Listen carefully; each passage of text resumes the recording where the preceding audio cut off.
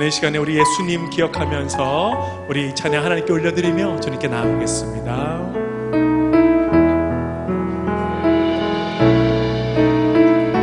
구주와 함께 나 죽었으니 구주와 함께 나 살았도다. 영광의 기약이 이르도록 언제나 주만 찬양합니다. 마음속의 시험을 받을 때와 무거운 근심이 있을 때에 주께서 그때도 같이 하사 언제나 나를 도와주시네. 언제나 주는 날 사랑하사 언제나 새 생명 주시나니 언제나 새 생명 주시나니 영광의 기약이 이르도록 영광의 기약이 언제나 주만 바라보니라. 뼈 아픈 눈물을 흘릴 때와 쓰라린 마음으로 단식할 때 주께서 그때도 같이 하사 언제나 나를 생각하시네. 언제나 주는 날 사랑하사 언제나 새 생명 주시나니. 감사합니다 주님. 영광의 기약이 이르도록 언제나 주만 바라보니라. 내 몸에 약함을 아시는 주 못 고칠 질병이 오늘 주님께서 우리를 치유하실 줄 믿습니다. 할렐루야. 괴로운 날이나 기쁠 때나 언제나 나와 함께해 언제나 주는 날 사랑하사 언제나 주는 날 사랑하사 언제나 새 생명 주시나니. 영광의 기약이 이르도록 언제나 주만 언제나 주는 날 사랑하사 언제나 주는 날 사랑하사 언제나 새 생명 영광의 주시나니. 기약이 이르도록 영광의 기약이 이르도록 언제나 주만 주님 바라보는 하나님의 사람들에게 주님께서 담대함으로 축복하실 줄을 믿습니다. 주님 말씀하십니다. 너는 강하고 담대하라. 할렐루야. 너는 강하고 담대하라. 주 함께 하시니 주의 말씀이 빛되사 우리 인도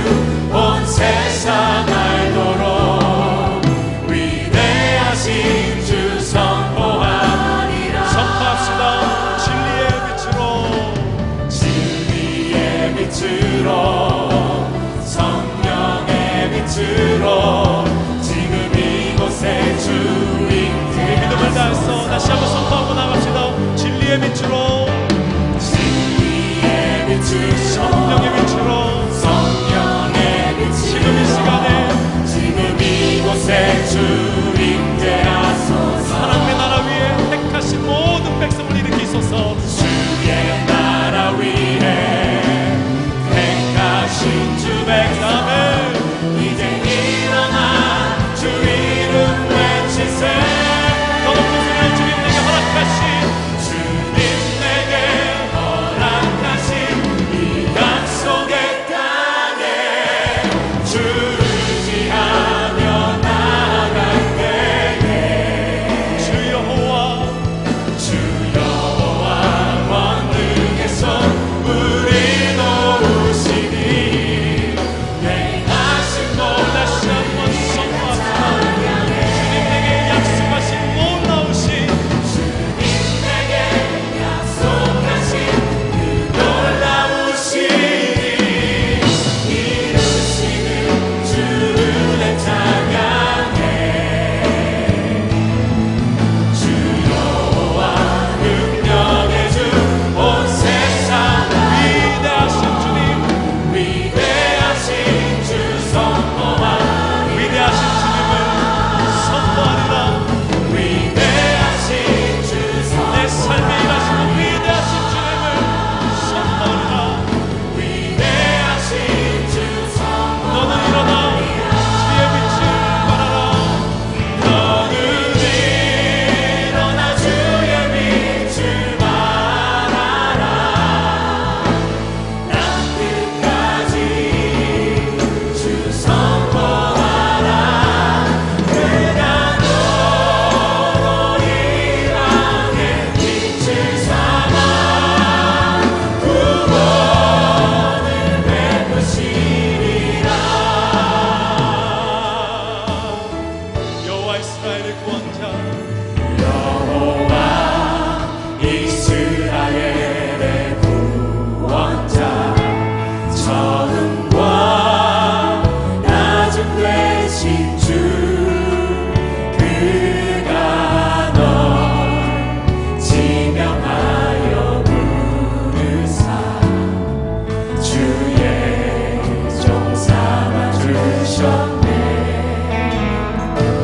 너를 그의 손바닥에 결코 새기사 잊지 아니하시기 할렐루야. 잊지 환난 중에 우리의 빛난 주가 되시는 주님, 환난 중에 우리의 영원한 목자 되시어 우리의 인생을 주관하시며 인도하실 것을 믿습니다.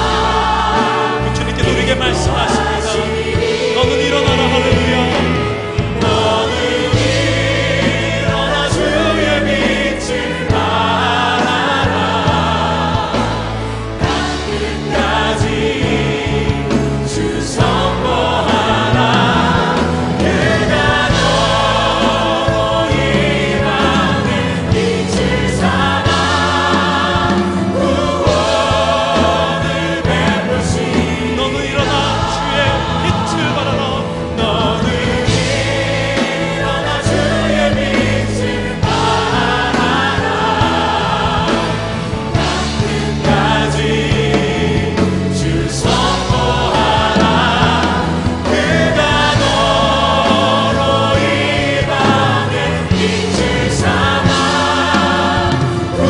구원을 베푸시리라. 우리 구원해 주신 예수님께 영광의 박수로 주님을 찬양합시다. 할렐루야. 우리 시간에 다 같이 일어나셔서 오늘도 성령의 충만한 예배 되기를 사모하면서 영광의 나라 우리 예수님을 선포하며 또 찬양하며 나아갑시다. 성령이여 임하소서. 성령이여 임하소서. 내 마음 나의 심령 위에 주님의 은혜에 담비 내려 나를 멈춰 주옵소서. 아멘. 주의 권세 주의 능력 지금 이 시간 임하셔서 악한 권세 악한 권세 모든 객들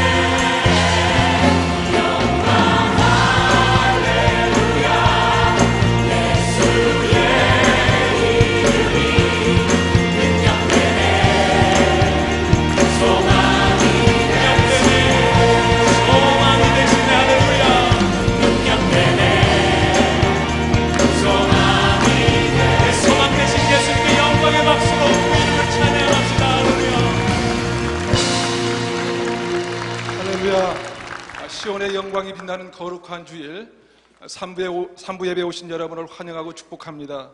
이 시간 하나님만 전심으로 높여드리는 예배되기를 소망하며 다 같이 사도신경으로 우리의 신앙을 고백하겠습니다. 전능하사 천지를 만드신 하나님 아버지를 내가 믿사오며 그 외아들 우리 주 예수 그리스도를 믿사오니 이는 성령으로 잉태하사 동정녀 마리아에게 나시고 본디오 빌라도에게 고난을 받으사 십자가에 못 박혀 죽으시고 장사한 지 사흘 만에 죽은 자 가운데서 다시 살아나시며 하늘에 오르사 전능하신 하나님 우편에 앉아 계시다가 저리로서 산자와 죽은 자를 심판하러 오시리라. 성령을 믿사오며 거룩한 공예와 성도가 서로 교통하는 것과 죄를 사하여 주시는 것과 몸이 다시 사는 것과 영원히 사는 것을 믿사옵나이다. 아멘. 믿음의 주여, 우리를 온전케 하시는 주님, 온 교회가 주님을 갈망하며 찬양합니다. 이곳에 오셔서 이곳에 앉으소서. 이곳에서 드리는 예배를 받으소서. 주님의 이름이 주님의 이름만이 오직 주의 이름만 이곳에 있습니다. 믿음의 눈을 들어 주를 바라보며 힘차게 선포합니다. 나의 믿음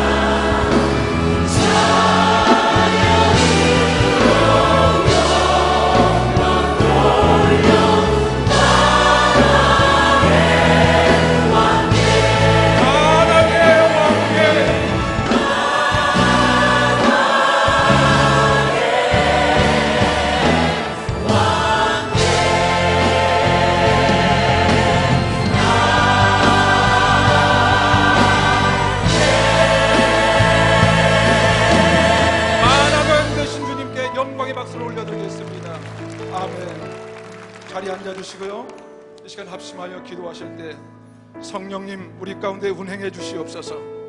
특별히 말씀 전하시는 김승훈 목사님을 강권적으로 붙잡아 주옵소서. 성령의 기름 부어 주시옵소서. 하늘의 신령한 은혜를 부어 주셔서 폭포수 같은 생명의 말씀을 선포케 하옵소서. 기도해 주시고요, 온 성도들이 하나님의 임재를 경험하는 귀한 시간 되게 하옵소서. 주님 이름 한번 부르고 다 같이 기도하시겠습니다. 주여, 전능하신 하나님 아버지, 성령님 우리 가운데 운행해 주시옵소서. 내 마음과 생각을 성령으로 잡아주시옵소서. 성령 충만한 우리 모두가 되게 하여 주시옵소서. 말씀을 전하시는 김승원 목사님을 강권적으로 붙잡아 주셔서 하나님 하늘의 신령한 은혜를 부어주셔서 폭포수 같은 생명의 말씀을 선포케 하여 주시옵기만을 기도하고 원합니다. 우리의 삶이 조율되게 도와주시옵시고 우리의 삶이 교정되게 도와주시옵소서. 하나님, 이 시간 모든 성도들 가운데 임재하여 주셔서 온전히 주님과 함께하는 예배가 될 수 있도록 주님 도와주시옵소서. 사랑하는 하나님, 벌써 꽃들이 피기 시작했어요. 봄이 완연합니다. 우리는 아직 겨울잠에서 깨어날 준비가 안 되었는데 자연은 벌써 아버지 하나님의 멋지심과 신실하심을 노래하기 시작했어요. 아버지, 우리가 다른 피조물들보다 하나님을 찬양하는 일에 여러 면에서 더디고 무디지만 그래도 우리는 하나님을 진짜 사랑하고 있어요. 아버지 하나님, 우리 교회가 올해는 예수님을 믿는 것과 아는 일에 하나가 되어 온전한 믿음을 이루어 예수님의 장성한 믿음의 분량까지 도달하는 성숙한 믿음을 향하여 달려가고 있어요. 저도 한눈 팔지 않고 달려갈 거예요. 이 일을 위해 온 마음을 다할 거예요. 그런데 아버지, 이게 참 잘 안 돼요. 정말 어려워요. 예수님이 우리를 대신해서 죽기까지 사랑하신 것을 머리로는 알고 성경을 보면 알겠는데 그 사랑이 실제로는 경험되지 않아요. 피부에 와 닿지 않아요. 예수님께서 내 안에 들어오셔서 우리의 삶을 주관하시기를 원하면서도 우리는 쉽게 마음을 열지 못하고 있어요. 마음을 열기가 두렵고 불안해요. 하루 이틀은 가능하지만 계속해서 예수님을 우리의 왕, 나의 주인으로 모시고 사는 일에는 자신이 없어요. 지속적으로 그런 깨끗하고 순결한 삶을 살아내기가 힘들 것 같아서 그냥 이 정도로 대충대충 예수님 믿으면서 약간은 괜찮은 사람으로 고만고만 살고 싶어서 주님께 전적으로 마음을 열고 들어오시게 하지를 못하겠어요. 사랑하는 주님, 주님께서는 우리가 주님의 신부가 되기에는 너무나 부족한데도 우리의 신랑이 되어주셔서 정말 감사해요. 그런데 진짜 우리는 순결한 당신의 신부가 될 수가 없어요. 생각하는 것이 깨끗지 못하고 시기하고 미워하고 내가 존중받고 남보다 잘 되기를 바라고 하나님의 일을 할 때에도 내가 인정받고 싶어 해요.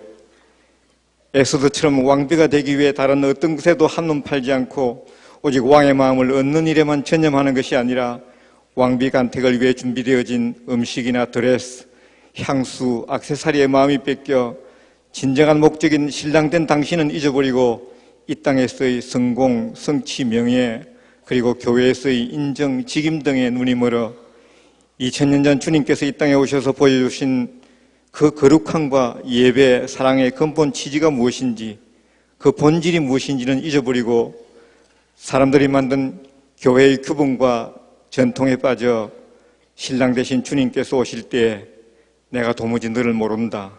나는 너와 같은 신부를 둔 일이 없다는 질책을 듣게 될까 봐 두려워요. 오 사랑하는 주님, 우리로 깨닫게 해주세요. 눈을 뜨게 해주세요.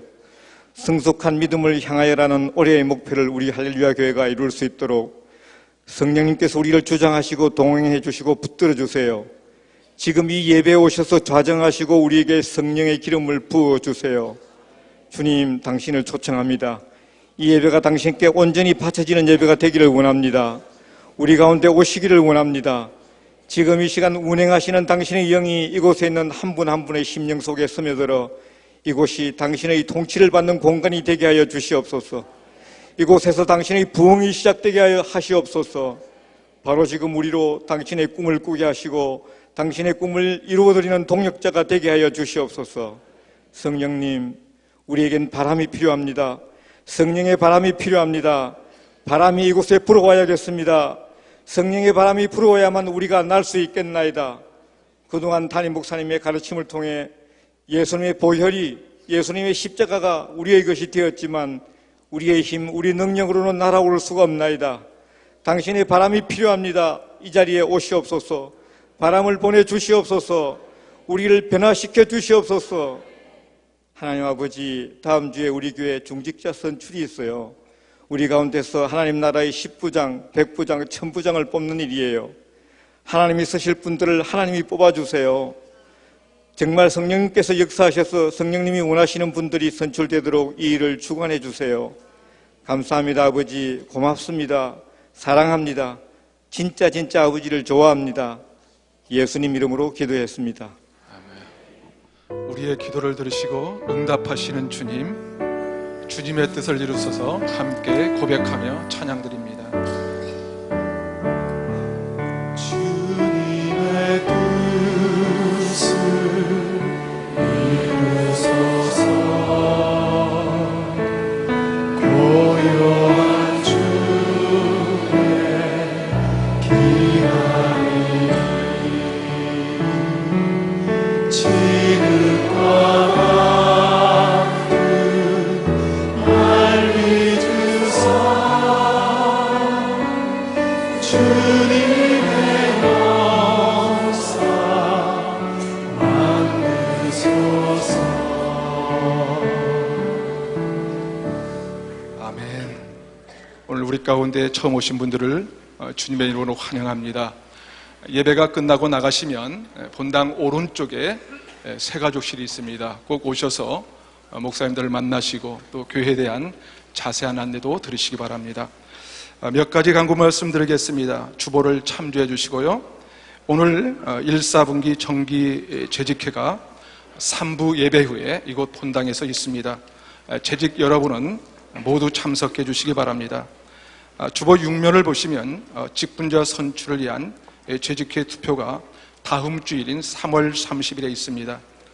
이를 위하여 본교회 목회자와 그 배후자, 또 장로, 안수집사, 권사, 서리집사 등 재직들께서는 오늘 2층 교구별 데스크에서 후보자 프로필을 받으셔서 한 주간 주님 앞에 기도하신 후 다음 주일 1층 체육관에서 있는 예비 투표에 꼭 신분증을 지참하시고 참여하시기 바랍니다.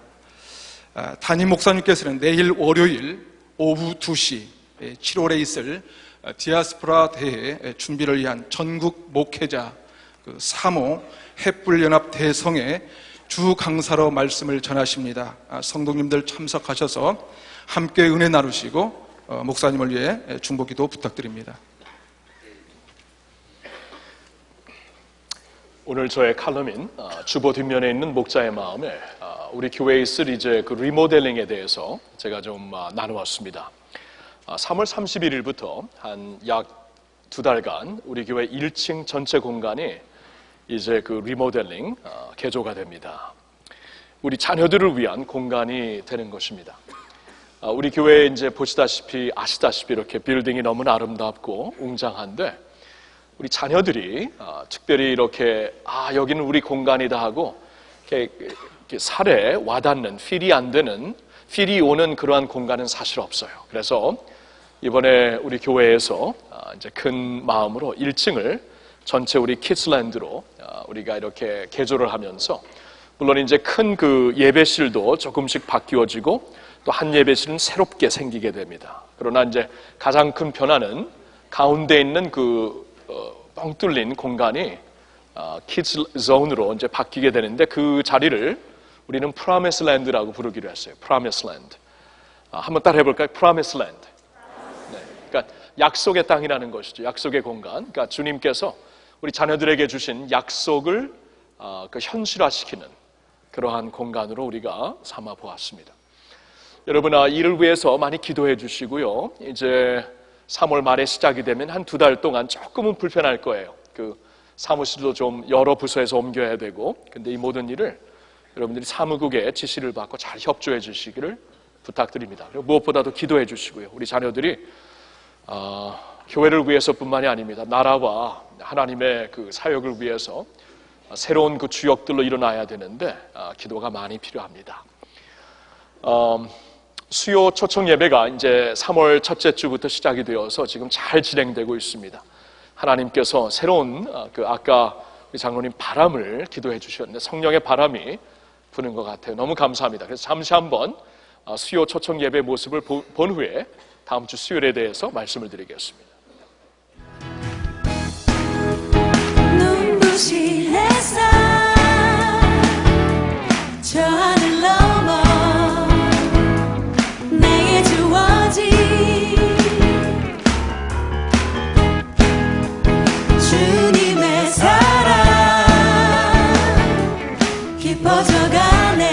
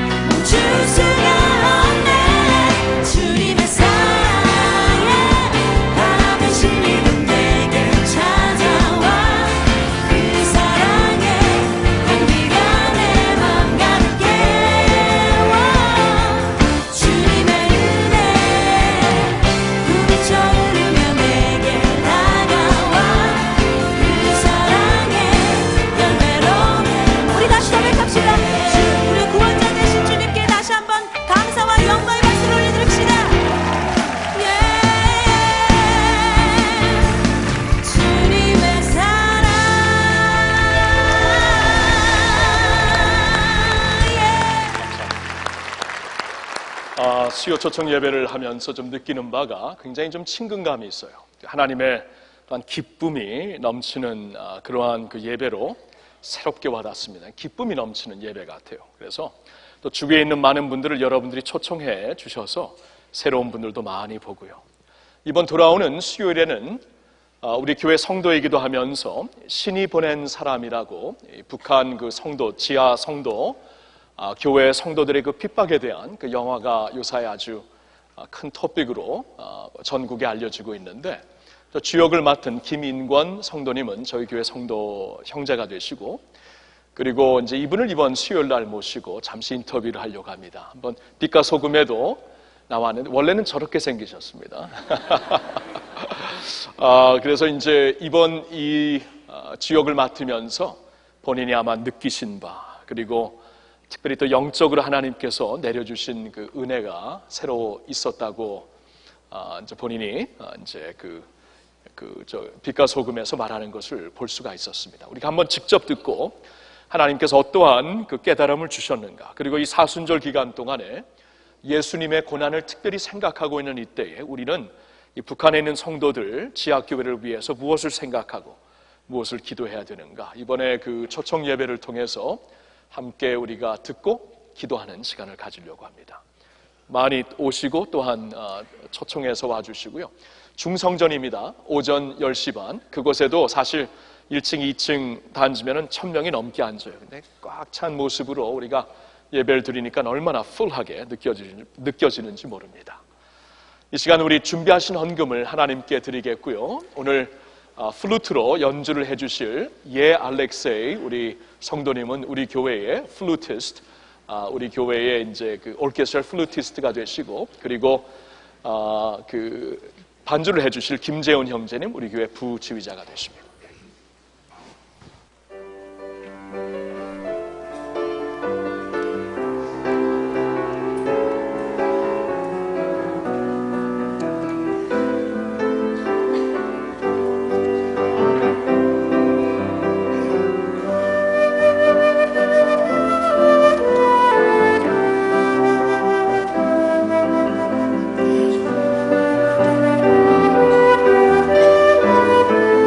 주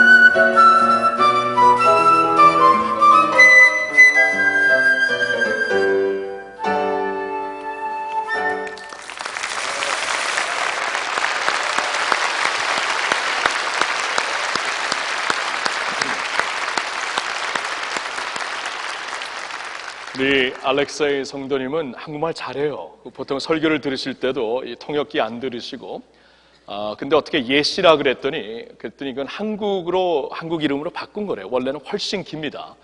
예 알렉사이 성도님입니다. 그래서 얼마나 귀한 그 뮤지션이고 또한 그 찬양자인지 모르겠습니다. 우리 같이 기도하겠습니다. 하나님 감사합니다. 우리의 죄짐 맡으셔서 우리의 친구가 되신 예수님, 친구이시기 때문에 당신의 모든 마음까지도 다 우리에게 알려주신다고 말씀하시오니 우리는 주 안에서 주님의 마음과 뜻을 알고 살 수 있게 된 것을 감사드립니다. 세상에서 짐이 많이 있겠지만 주님 앞에 다 짐을 내려놓고 주님과 함께 주님의 능력을 누리며 살 수 있게 된 것도 감사를 드립니다. 이 예배를 통하여 우리 주님을 만나게 하옵시고 이 예배를 통해 우리 자신이 예수님께 온전히 드려지는 귀한 역사가 있게 하여 주시옵소서. 우리 헌금도 우리 자신과 함께 주님 앞에 올려드리오니 주님의 귀한 사역을 위해 받아주시고 성결케 하시고 사용해 주시옵소서. 예물과 함께 우리 자신을 드리오니 오늘 하나님의 은혜와 하늘의 능력과 사랑으로 우리를 새롭게 만져주시고 빚어주시고 주님의 형상 닮게 하여 주시옵소서. 예수님의 이름으로 기도하옵나이다. 아멘.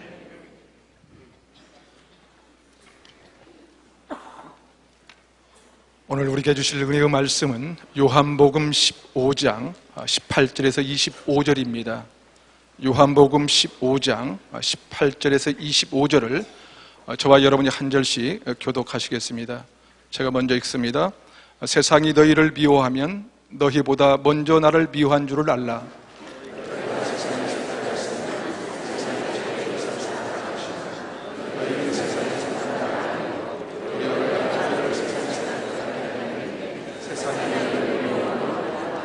내가 너희에게 종이 주인보다 더 크지 못하다 한 말을 기억하라. 사람들이 나를 박해하였은즉 너희도 박해할 것이요 내 말을 지켰은즉 너희 말도 지킬 것이라.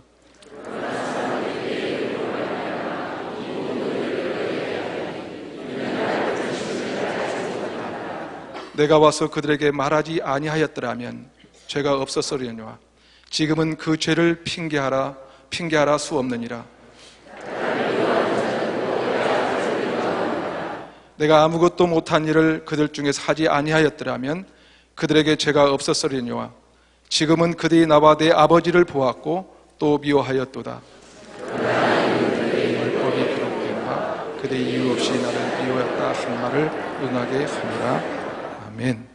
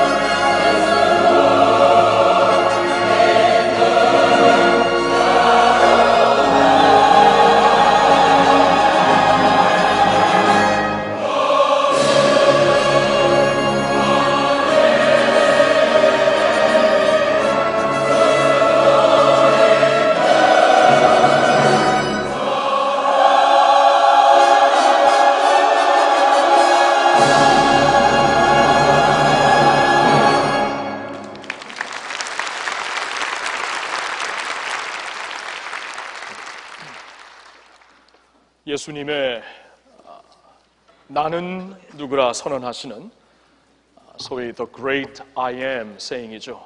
주님이 누구이신가? 전능자 하나님, 처음과 마지막, 우리의 선한 목자, 다윗의 자손, 우리의 구원자, 모든 것이 되시는 예수님, 그분의 이름을 찬양합니다. 여러분, 저는 오늘 이 설교를 가상을 통해서 한번 시작을 해보고 싶습니다. 만일 우리나라에 다음 주에 갑자기 쿠데타가 일어나 정권이 갑자기 바뀌고 정부의 선언이 내립니다. 교회를 가는 자들은 체포한다. 자녀들은 학교에서 퇴학이다. 은행에 있는 모든 통장은 빼앗기게 된다.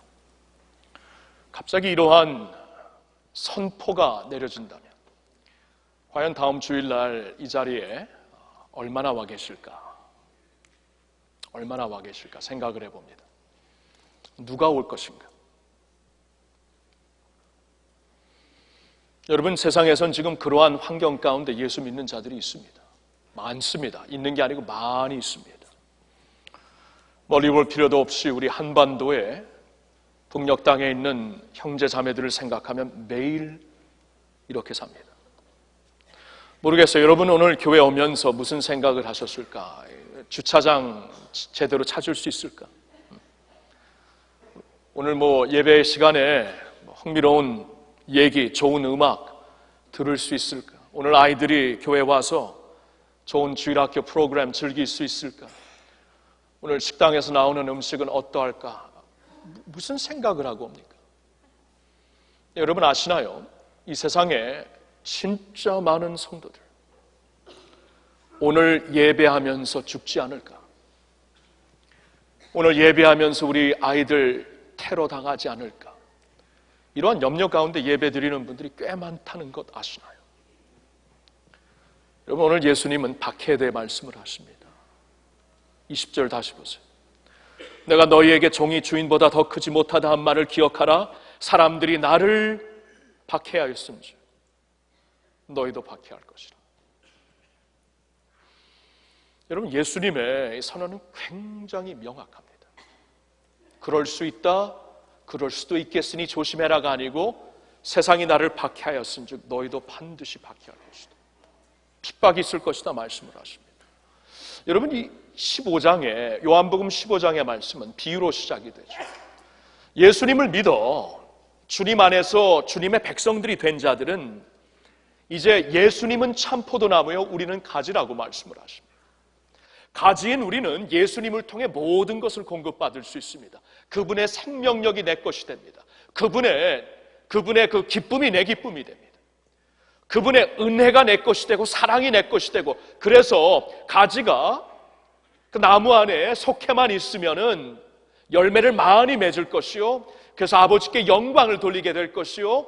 기도 생활에도 능력이 있을 것이고 세상이 모르는 하늘의 기쁨을 알고 살리라 말씀을 하십니다.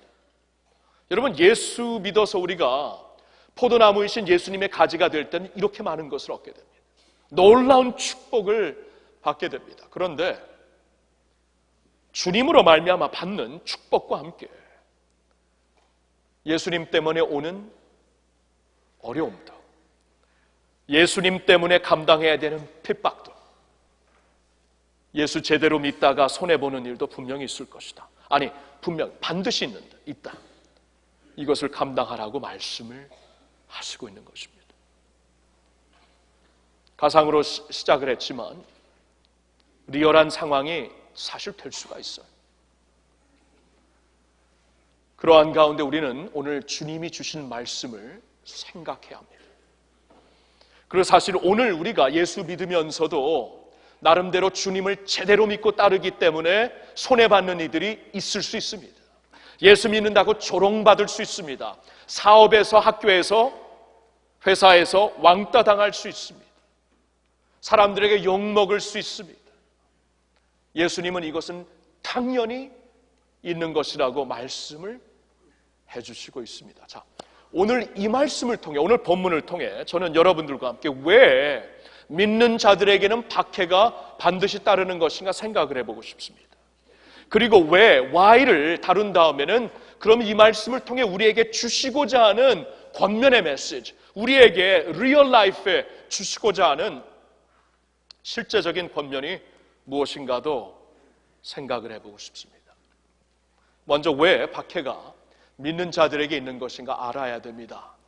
첫째로 그 이유는 세상이 예수님을 박해했기 때문입니다. 세상이 예수님을 박해했기 때문에 우리도 박해한다 분명히 말씀하십니다. 18절 보실까요? 세상이 너희를 미워하면 너희보다 먼저 나를 미워한 줄을 알라. 나를 먼저 미워했기 때문에 너를 미워하는 거야 말씀하십니다. 20절을 다시 보십니다. 너희에게 종이 주인보다 더 크지 못한다 한 말을 기억하라. 사람들이 나를 박해하였은즉 너희도 박해할 것이라. 여러분, 예수님 믿는 것이 무엇이라고 생각하세요? 성경을 보면은 예수님은 한 번도 예수 믿는 것을 머리로 이해하고 동의하는 것이라 라고 말씀하신 적이 없습니다. 물론 거기서 시작은 되죠. 그렇죠? 예수 믿는 게 무엇인가, 내가 왜 예수를 믿어야 되는가 알아야 됩니다. 근데 아는 것에 멈추는 것이 절대 믿음이라고 말씀은 안 하십니다. 예수 믿는 것이 내가 감동을 받고 일시적으로 감동을 받고 일시적으로 무슨 결단을 한다고 해서 그게 믿는 게 아니에요. 우리 보통 그렇게 생각합니다. 아닙니다. 한 번도 그 자리에 머무는 것이 믿음이라고 말씀하신 적이 없습니다. 예수 믿는 것은 예수님께 속한 것을 가리킵니다. 예수 믿는 것은 그 관계가 이루어졌기 때문에 예수님 안에 속하는 것이다. 예수님께 속하다는 것은 그분을 내 중심에 모시고 산다는 겁니다. 그분을 나의 삶의 최고봉에 싸워서 모든 것을 그 최고봉에 대신 앉으려고 하는 모든 것과 싸워서 예수님을 최고봉에 앉히게 해드리는 것이 믿음이라고 말씀을 하십니다. 예수님과 동행하는 것이, 함께 사는 것이 믿음이라고 말씀을 하십니다. 그렇기 때문에 우리가 예수님을 믿는다고 하면은 그분과 함께 그 자리에서 같이 걷는 거예요. 그리고 주님께 일어난 일이 나에게도 그대로 일어나는 것입니다. 물론 여기엔 축복이 훨씬 더 많지만, 하나님이 주시는 능력과 은혜가 훨씬 더 많지만, 세상이 예수를 박해했기 때문에 우리도, 예수를 따르는 우리도 박해받는 것을 마땅히 여겨야 된다고 말씀을 하시는 거예요. 여러분, 그 예수님이 세상에 빛으로 오셨죠. 그렇죠? 그 성경에 보면 예수님이 빛으로 오셨는데, 빛으로 오셨기 때문에 세상에 있는 죄들을 보여주십니다. 그렇죠? 오늘 말씀 22절 한번 보세요. 내가 와서 그들에게 말하지 아니하였더라면 죄가 없었으려니와 지금은 그 죄를 핑계할 수 없다. 예수님이 오셔서, 빛으로 오셔서 하나님의 말씀으로 밝혀주셨기 때문에 사람들의 죄가 다 보이고 있습니다. 겉으로 숨겼던 죄가, 종교인의 그 옷을 입고 겉으로는 진짜 깨끗하게 보였는데 속을 볼 때 분명히 볼 수 있는 죄가 다 보이기 시작합니다. 24절에 보면 주님의 증거를 통하여서, 주님이 하신 일을 통하여서도 죄가 드러나게 되어 있습니다. 이것은 예수님이 빛이기 때문입니다. 그러면 빛으로 오신 예수님 앞에 세상이 보일 수 있는 반응은 딱 두 가지예요. 그분 앞에 무릎을 꿇고 나는 죄인입니다 회개하며 그분의 은혜를 받고 다시 살든지, 아니면 그분을 돌로 쳐서 죽여야 됩니다. 못 박아 칼로 찔러서 죽여야 합니다. 그래서 십자가에 못 박혀 죽은 거예요, 사람들이. 세상이 예수님을 미워했기 때문에 너희도 미워하는 것이다. 여러분, 여기서 성경이 말씀하시는 세상은 자연이나 지구가 아닙니다. 이 자연과 지구는 하나님께서 만드셨어요. 그래서 우리가 주 하나님 지으신 모든 세계 내 마음속에 그리워볼 때 찬양을 합니다. 그 안에는 하나님의 아름다우신 솜씨가 있습니다. 지구와 세상을 가리키는 게 아닙니다. 여기서 말하는 세상은 또한 지구에 살고 있는 사람을 가리키는 것도 아닙니다. 하나님께서는 세상을 이처럼 사랑하사 독생자를 주셨다고 말씀을 하십니다. 세상을 말할 때 사람을 가리키는 게 아니고, 여기서 말하는 세상은 세상의 시스템입니다. System of thinking. 그러니까 세상의 풍조예요. 세상의 사상입니다. 이 공중의 권세 잡은 자를 성경에서 말씀하시기를 공중의 권세 잡고 있는 자가 마귀라고 하십니다. 그래서 그의 지배권 밑에, 영향권 밑에 있는 자들은 불순종의 아들들이라고 합니다. 그렇죠?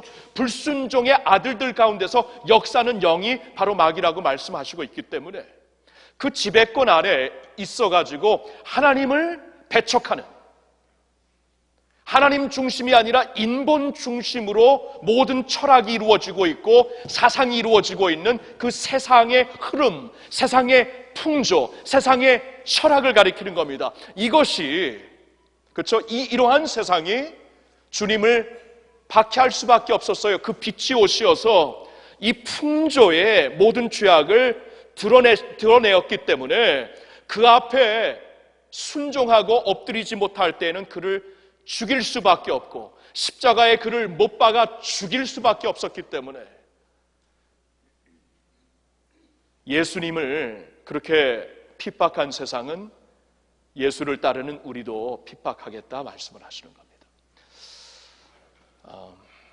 여러분, 기독교 NT 세력이 우리나라에 굉장히 셉니다. 근데 우리나라뿐만이 아니에요, 사실. 우리나라에 와서 보니까 굉장히 세요. 그리고 잔인합니다. 여러분, 기독교를 NT적으로 공격하는 자들이 말하는 게 다 틀린 건 아니죠. 분명히 거기서 우리가 깨닫고 회개하고 고쳐야 될 게 있습니다. 저부터 있습니다.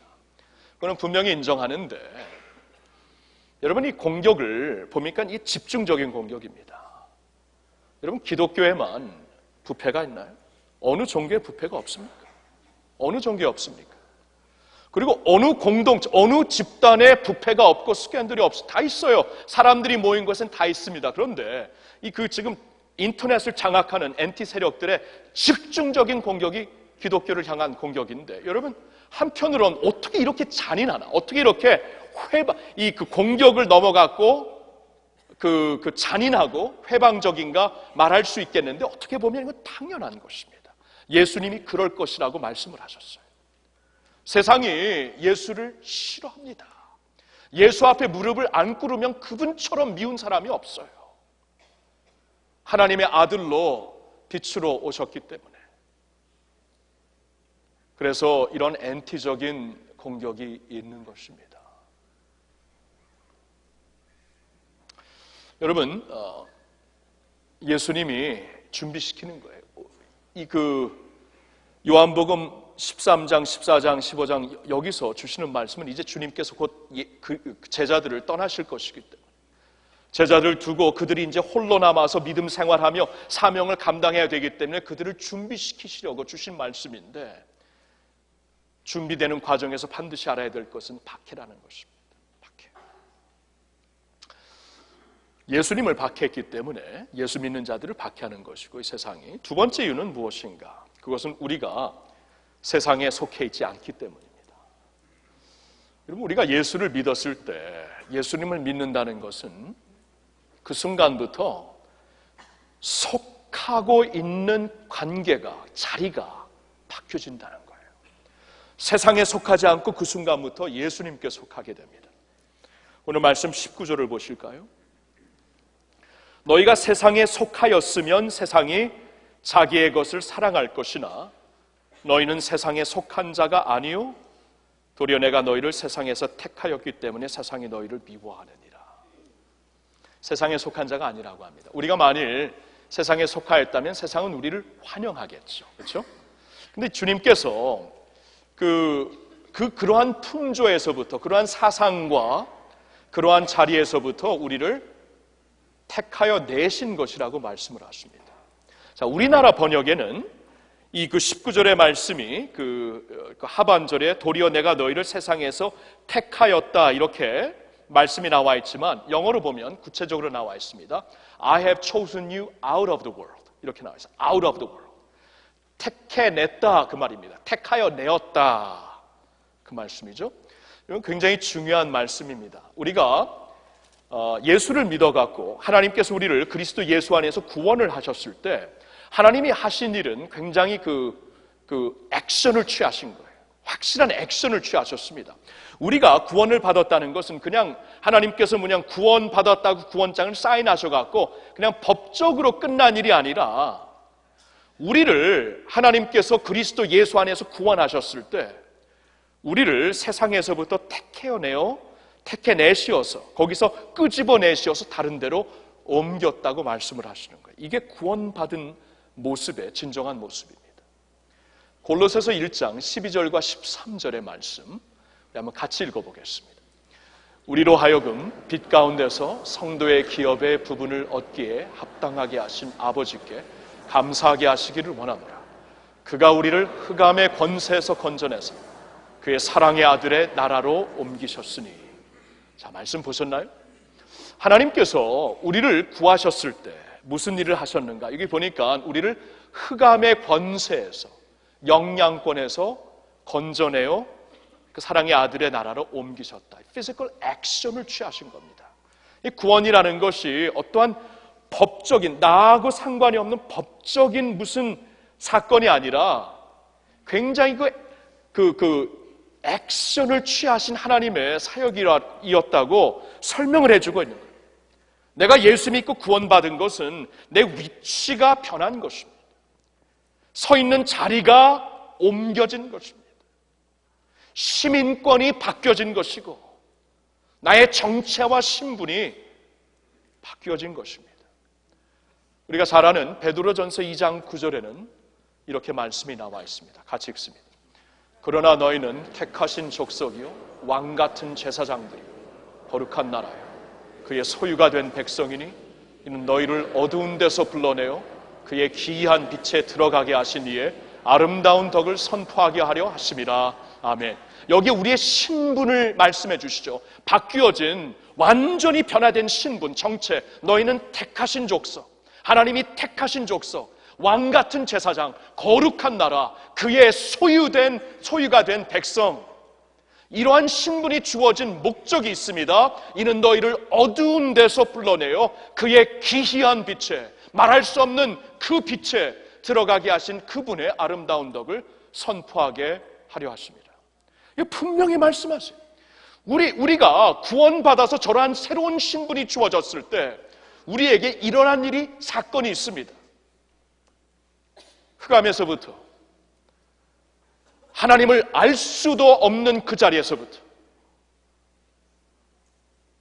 세상의 불순종의 아들들 가운데 역사하는 영의 지배권에서부터 우리를 끄집어내어 당신의 아들의 빛 속으로 옮기셨다 말씀을 하십니다. 여러분, 이게 믿음이에요. 우리가 믿는다는 게 굉장히 피상적으로 생각합니다. 나 구원받았는데 굉장히 피상적이에요. 성도들하고 한번 얘기해 보세요. 아, 구원받았다, 이거야 구원을. 여러분, 성경에서는 피상적으로 구원을 가리키지 않습니다. 위치가 옮겨진 것이다. 신분이 바뀌어진 것이다. 정체가 달라진 것이고 시민권이 바뀐 것이다 말씀을 하십니다. 그래서 예수님은 우리가 세상에 속한 것이 아니다. 세상은 우리를 미워할 수밖에 없다. 세상에 있던 자리에서 나간 것이다.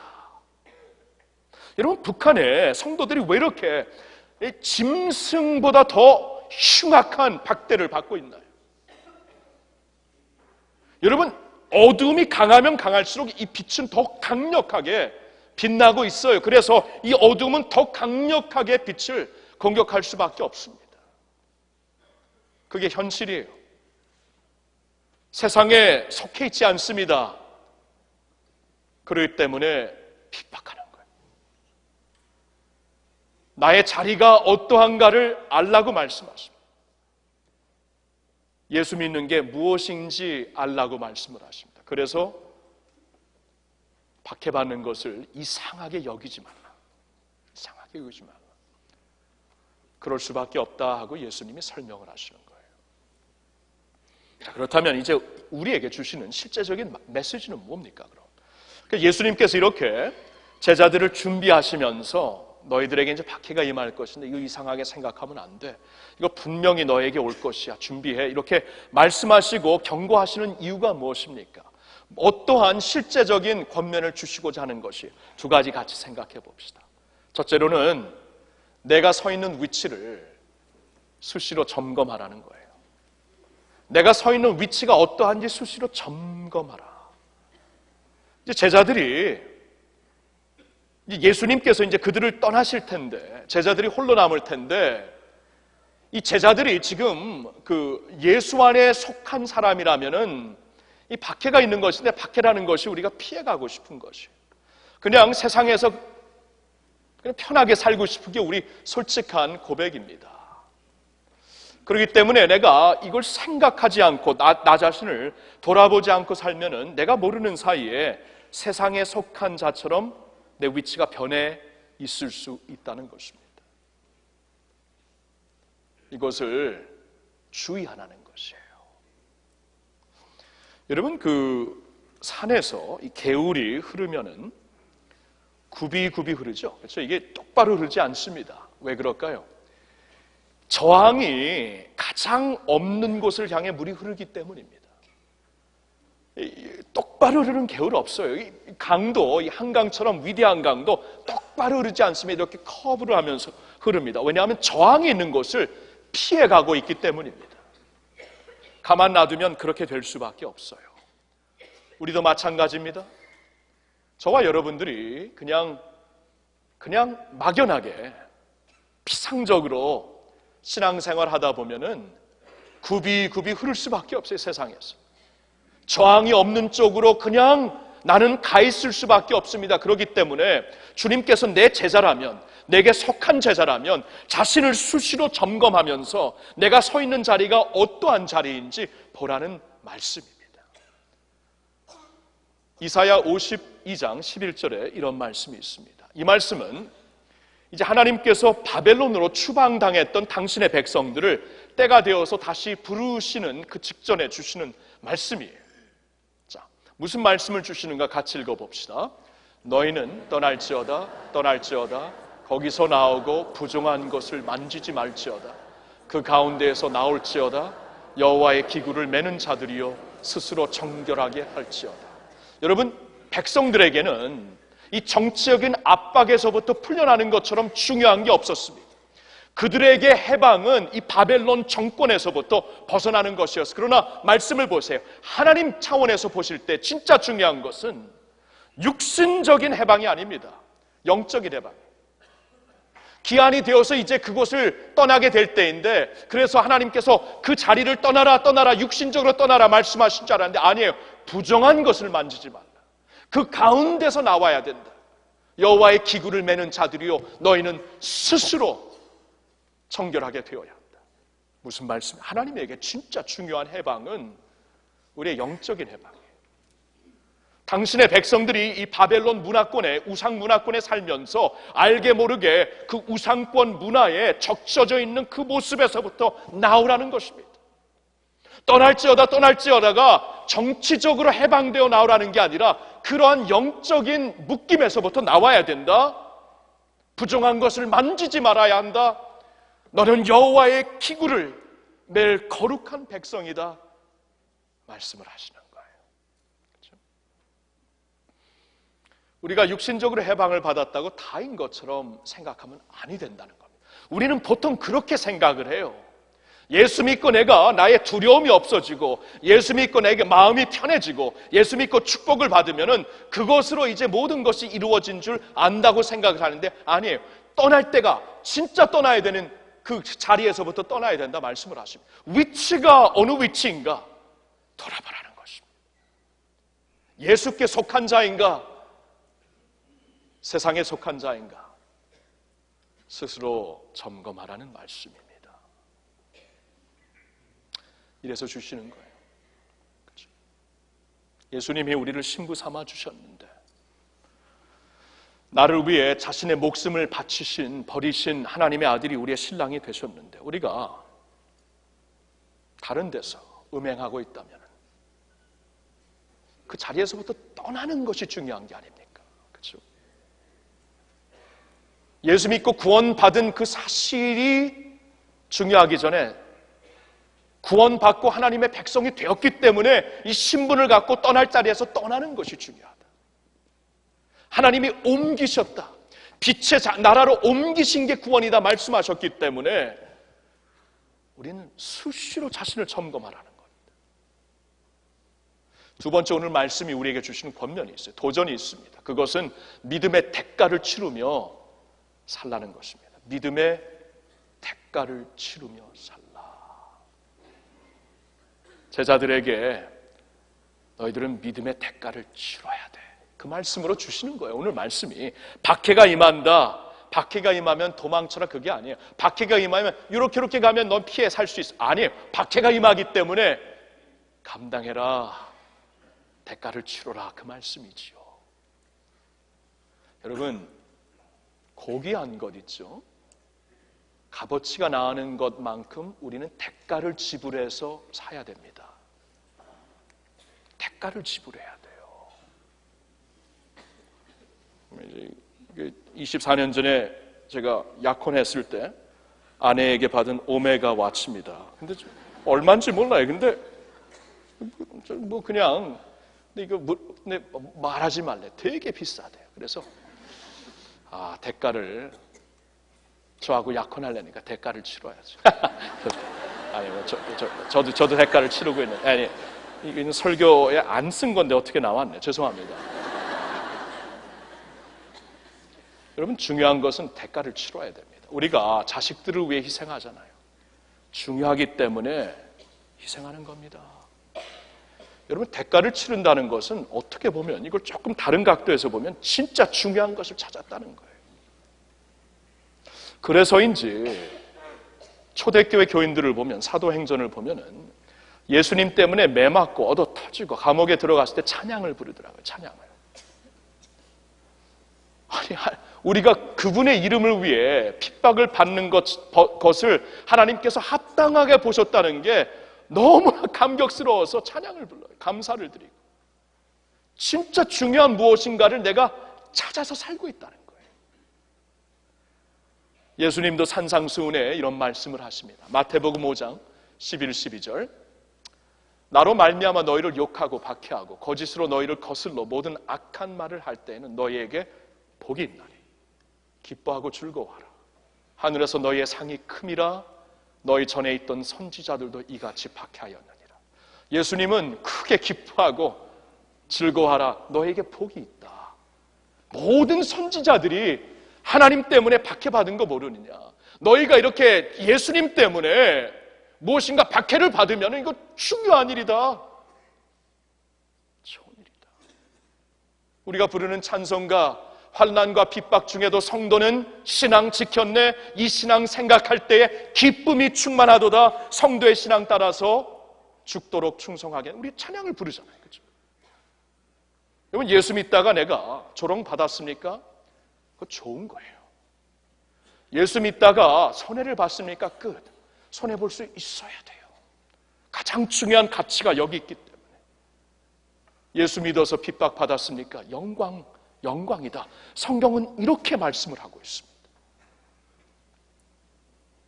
대가를 치러야 돼요.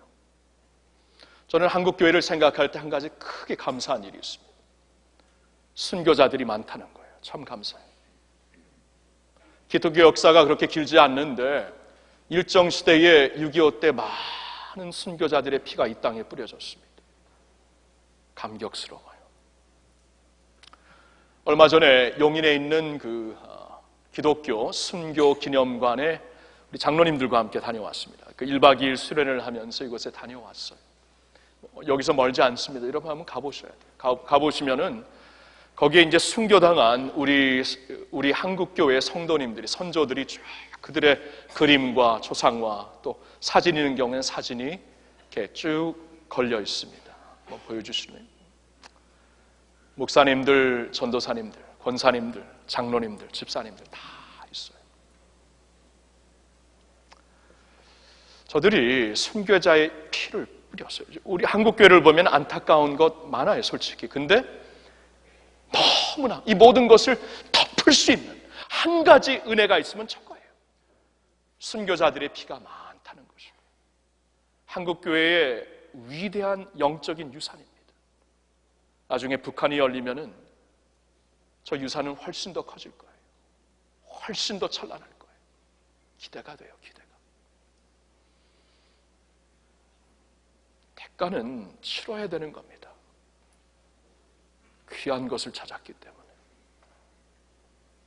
미국에서 흑인들과 소수민족들의 인권운동을 앞장서서 인도하시다가 암살받으신 마르틴 루터 킹 주니어 그 목사님에 대해 여러분 잘 아실 겁니다. 이분은 목사님이었어요. 그래서 이 부정부패와 싸워야 되지만 예수님처럼 싸우라고 강조했습니다. 악을 악으로 싸우지 말고 악을 선으로 이겨야 한다.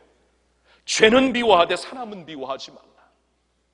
그러면서 미국에 있는 흑인, 백인 모든 소수민족을 연합시켜서 이 부정부패와 싸울 수 있도록 60년대에 온 미국을 인도했던 훌륭한 분이죠.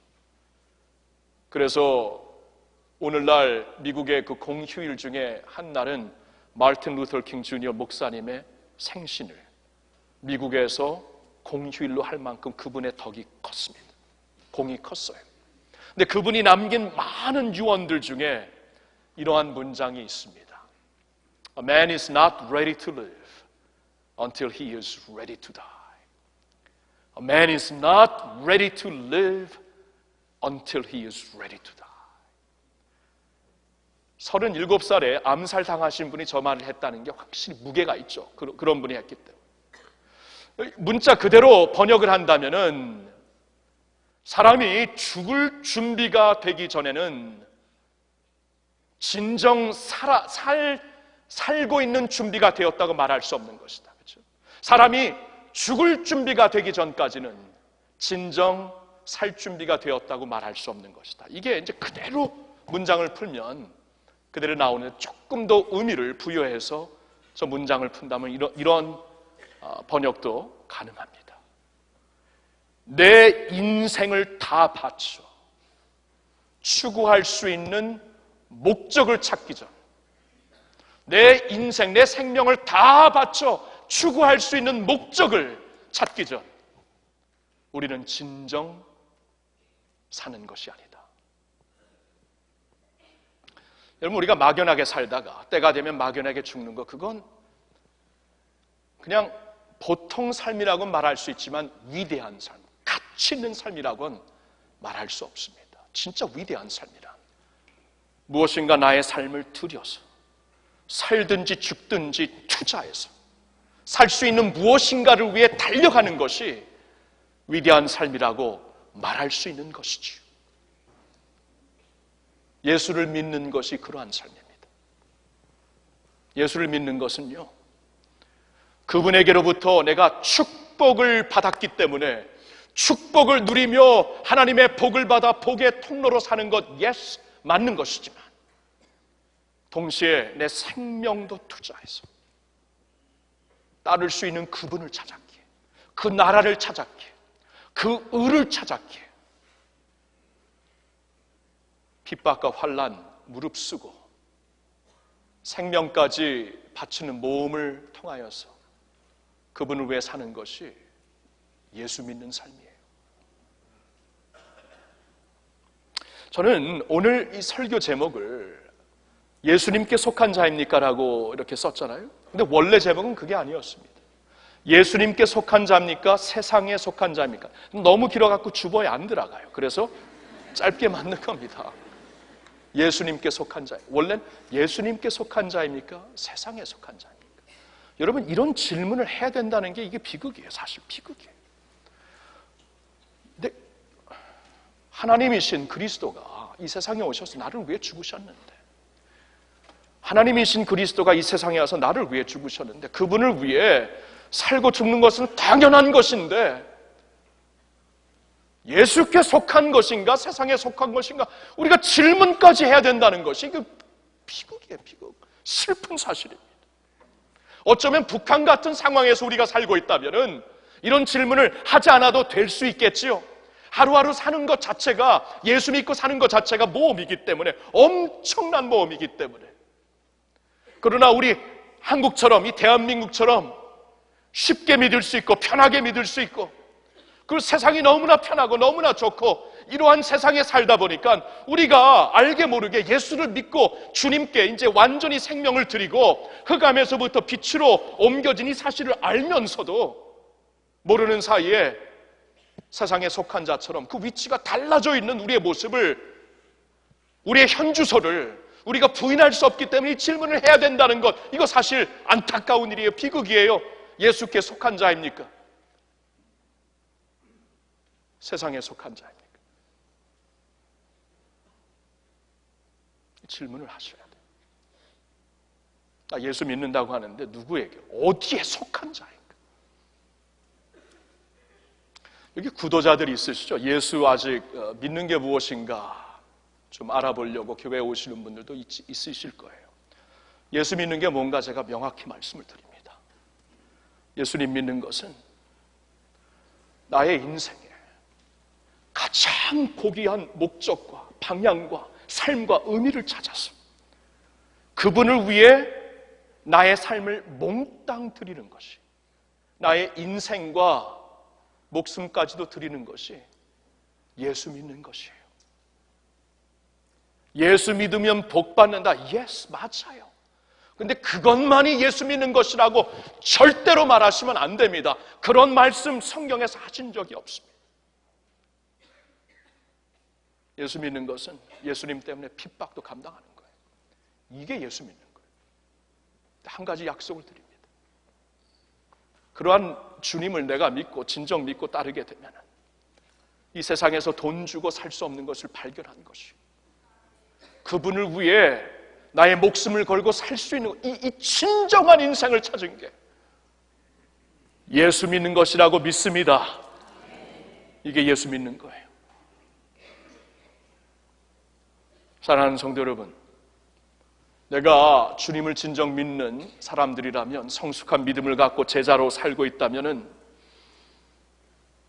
물어야 됩니다. 내 위치가 어디 있는가? 내 지금 서 있는 자리가 어디 있는가? 수시로 묻고 점검해야 돼요. 그리고 믿음의 대가를 치러야 돼요. 예수 제대로 믿으려니까 어려움 오는 것 당연한 것입니다. 이상한 게 아닙니다. 주님께서 감당할 수 있는 힘을 주시고 도리어 이것으로 하여금 영광을 보게 하실 거예요. 영광을. 여러분 믿음 생활할 때 영광을 하셔야죠. 영광. 그러려면 대가를 치러야 됩니다. 영광이 있어요. 영광. 이러한 믿음의 소유자가 되시길 우리 주 예수님의 이름으로 축원합니다.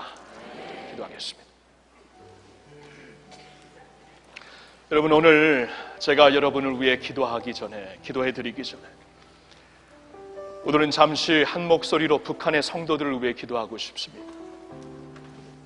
거기서 오늘 엄청난 박해를 감당하면서 예수 믿고 있는, 주님을 믿고 있는 우리 성도들을, 북한의 형제 자매들을 위해 기도합시다. 하나님, 그 믿음을 강건하게 해달라고, 믿음과 소망과 사랑을 붙잡게 해달라고, 끝까지 예수님과 함께 승리하게 해달라고, 우리 한번 그분들의 믿음과 우리 북한의 지하교회를 위해 한 목소리로 주여 외치고 다 같이 기도합시다. 주여! 주님, 북녘 땅의 성도들을 주께 올려드립니다. 북녘 땅의 성도들을 주께 올려드립니다. 지하교회를 주께 올려드립니다. 하나님, 강건한 믿음을 주시옵소서. 믿음의 역사를 알게 하여 주시옵소서. 사랑의 수고와 함께 소망의 인내를 알게 하여 주시옵소서. 매번 말씀을 기쁨으로 받게 하여 주시옵소서. 분명히 다시 오실 예수님을 준비하여 기다리는 성도들로 살게 하여 주시옵소서. 그 믿음 흔들리지 않게 하여 주시옵소서. 주님께서 이 땅의 보석으로 그들을 정금으로 만드시는 줄 압니다. 정금처럼 끝까지 인내하며 세워지게 하여 주시옵소서. 우리 북한에 있는 성도들, 예수 믿는 영광을 알게 하여 주시옵소서. 예수 믿고 따르는 기쁨을 알게 하여 주시옵소서. 세상이 결단코 앗아갈 수 없는 믿음의 영광과 신앙의 기쁨을 알게 하여 주시옵소서. 세상에 아무것도 두려워하지 말고 오직 죄만 두려워하고 예수님 사랑 안에 거할 수 있는 강건한 믿음의 백성들 되게 하여 주옵소서. 우리 하나님, 주님의 온전한 신부로, 주님의 온전한 성도로, 주님의 기뻐하시는 제자들로 살게 하여 주시옵소서. 아버지, 하나님 아버지, 오늘 믿는 게 무엇인가 말씀을 통해 생각해 봅니다. 우리 그동안 너무나 피상적으로 믿었습니다. 북한과 이슬람권과 공산권국에서 절대로 피상적으로 믿을 수 없지요. 그런데 거기서는 도리어 지금 부흥이 일어나고 있다고 합니다. 감사합니다, 주님. 이것은 주님의 영광을 알았기 때문인 줄 믿습니다. 주님, 원하옵는 것은 우리도 그러한 믿음 갖고 살게 하여 주시옵소서. 예수님 때문에 오는 손해와 박해 감당하는 믿음 허락하여 주시옵소서. 이상하게 생각하지 말고 당연한 것이다. 보배를 주셨으니 이 보배의 대가를 치르면서 살 수 있도록 인도하여 주시옵소서. 주님, 우리 모든 성도님들 한 분 한 분 다 이러한 성숙한 믿음, 주님이 그토록 바라시는 제자의 믿음을 갖고 주님 앞에 나갈 수 있기를 원합니다. 할렐루야. 우리 주 예수님의 이름으로 기도하옵나이다. 아멘. 우리 다 같이 일어나서 환난과 핍박 중에도 성도는 신앙 지켰네 찬양합니다.